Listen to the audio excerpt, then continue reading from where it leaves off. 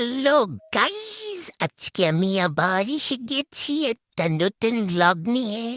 আমি আজকে বসুন্ধরা এসেছি শপিং করতে। লা লা লা। তো আজকে আমরা বেসিক্যালি এসেছি একটা বোরকা কিনতে, তা আম্মুর জন্য, যেটা আম্মুর পছন্দই হচ্ছিল না। মানে কতগুলা যে দেখলাম, আরে কি ডিজাইন এগুলা! যাই হোক, তো আমরা আবার বের হইলাম, বের হয়ে আরো কিছু দোকান দেখলাম।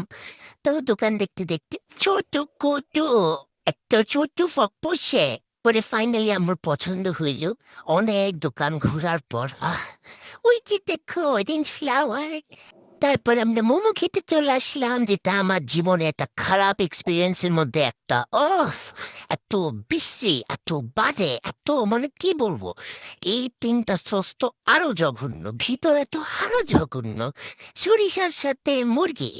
মানে কেউ তোমরা বসুন্ধরার বাইরে মোমো খাও না, মানে বাইরে মোমো খাও না, বাসায় বানায় খাও, অনেক মজা। পরে আমার মুখটা ঠিক করতে আমি ডিএফসিতে গেলাম, চিকেন ফ্রাই অর্ডার দিলাম। আমার মুখটা তারপর ভালো হয়ে গেল। উফ, একটু ভিউর সাথে যদিও কালা হয়ে গেছে, যাই হোক। চিকেনে ফোকাস করি আমরা। এটা খাইতে এত মজা ছিল, এখনো খাইতে মন চাইতেছে। চিকেন ফ্রাই উপর কথা হবে না। বাই গা।